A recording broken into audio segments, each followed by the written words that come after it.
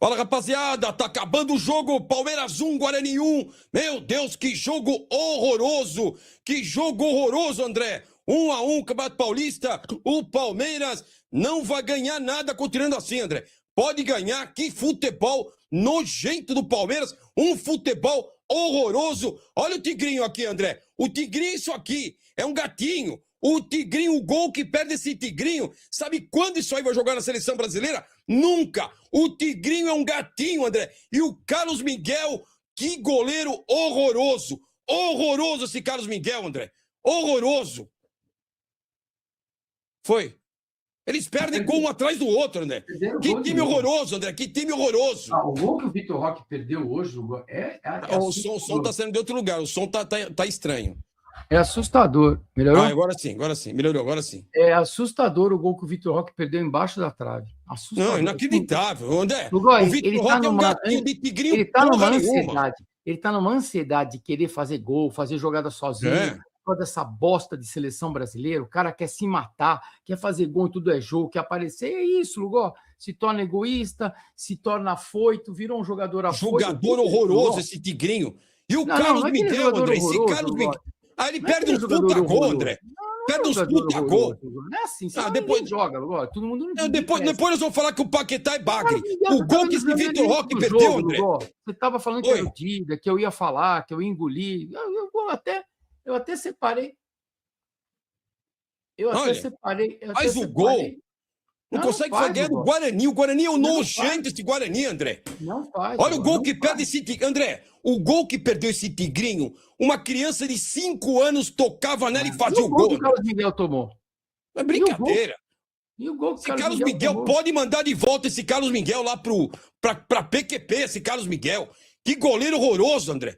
Que goleiro horroroso. O Palmeiras, André, o Palmeiras não vai ganhar nada. E você vê, coloca a cavalaria. André, coloca a cavalaria, é um pônei e 2 asnos. É tudo aberração que entra. Já era para voltar do intervalo? Já era para voltar do intervalo com modificação. Aí ele modifica com 7 minutos, Lugo. Com 8 minutos ele mexe. André, o Abel tem que ir embora do Palmeiras urgente. Aí a gente fala, o Paquetá é ruim. Esse Tigrinho faz o gol. Olha o gol que ele perdeu. Olha o gol que perde esse Tigrinho, porra! Esse Tigrinho é um gatinho. Olha o Tigrinho aqui, ó. De tigre não tem nada. De tigre, essa aberração não tem nada. Esse Tigrinho é um gatinho. É uma aberração esse Tigrinho. Manda esse Tigrinho embora. Quer ir pra seleção brasileira? Não joga nem na seleção do condomínio aqui no clube. Você tá brincando esse Tigrinho, André? Esse jogo, né, de carnaval... O Palmeiras, ele teve tudo hoje, né? Ele teve o gráfico de pressão, ele teve posse de bola, ele teve 2 bolas na pequena área. E vai falar o quê do Vitor Roque, cara? A gente tem que destacar 2 questões aí. A primeira que eu falei no Instagram, não sei se vocês concordam lá na análise, quem puder dar uma passadinha lá, deixa um comentário que ajuda a gente bastante também, tá? O que eu falei no Instagram foi o seguinte, não sei se vocês vão concordar, não subiu ainda, o vídeo tá subindo aqui, tá? Eu falei sobre a dificuldade do Carlos Miguel na bola rasteira. Ela é real, né? Então, assim, dentre várias coisas que se especula aí na análise do futebol, essa não é uma especulação. O Carlos Miguel, ele tem dificuldade, sim, nessa bola rasteira, né? Hoje a gente tinha o João Martins no banco, não tinha o Abel Ferreira. Assim, cara, se a gente... Deixa eu mostrar para vocês aqui, vai. Vamos falar aqui da classificação e dos números. E até o pessoal ir chegando aí, pedir o like de vocês e conectando os pingos nos is, né? O Novo Horizontino, ele termina em primeiro com 16 gols, né?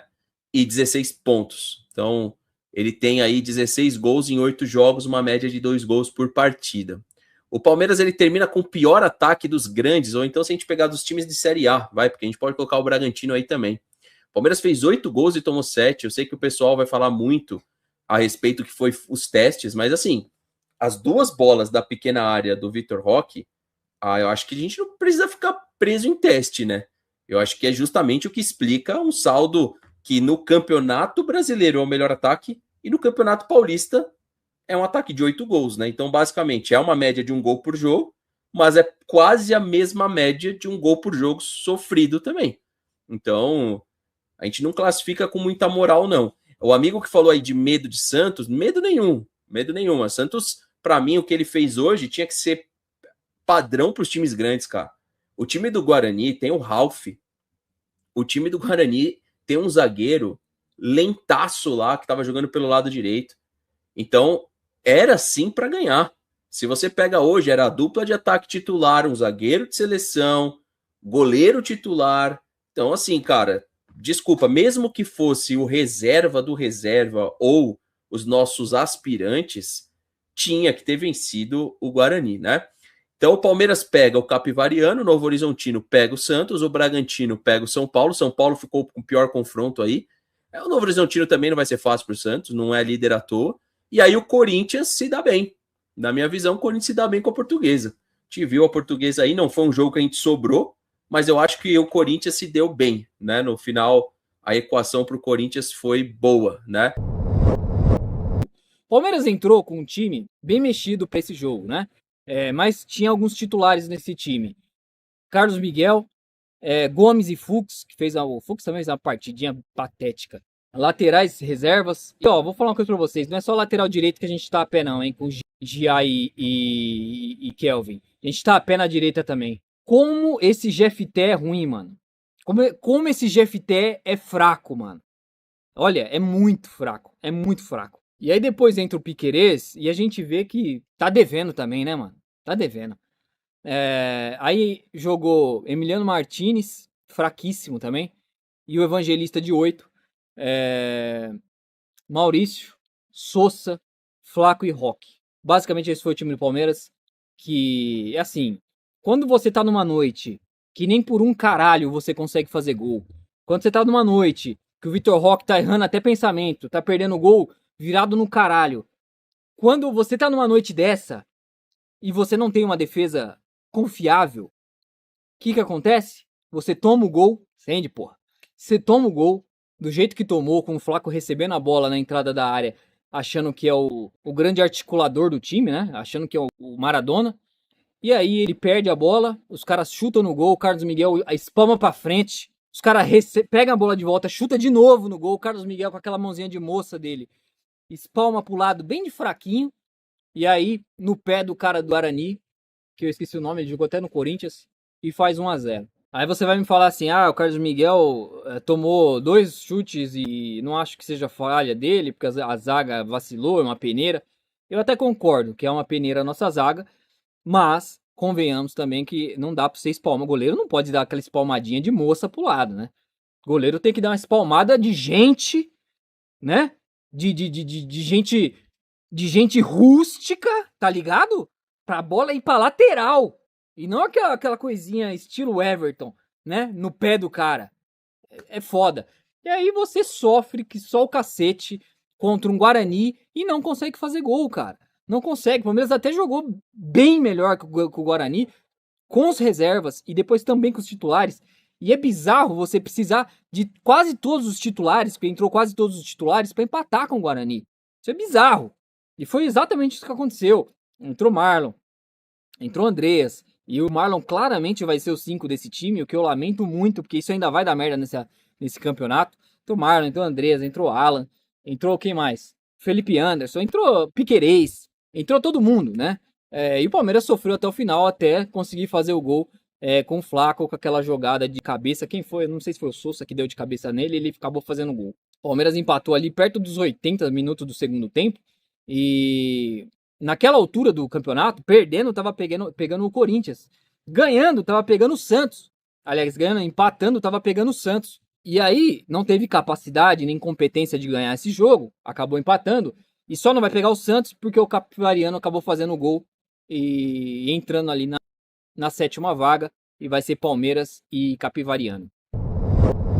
Bora lá então falar desse Palmeiras e Guarani. Como eu falei, né, a gente estava mais interessados ali em saber o resultado final, porque todas as rodadas aconteceram ao mesmo tempo, então foi tudo definido ali, quem o Palmeiras iria pegar. Em certo momento do jogo, o Palmeiras estava pegando o Corinthians, depois o Santos e por último ali o Capivariano, que é o próximo adversário do Palmeiras agora nas quartas de finais do Campeonato Paulista, né?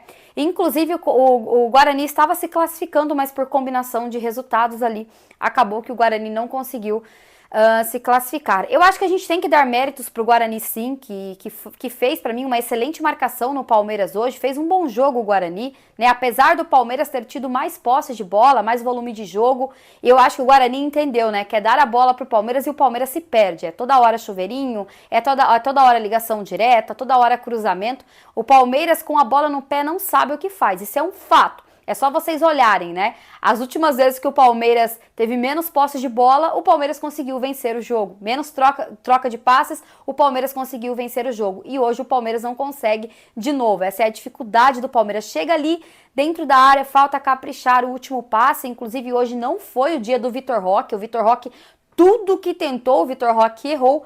Mas o Flaco Lopes conseguiu salvar pelo menos um empate ali, porque se o Palmeiras tivesse perdido, não teríamos ficado eu acho que não teríamos ficado pela combinação de alguns resultados, eu acho que não, né? A gente teria ficado ali em terceiro ou quarto lugar, se eu não me engano.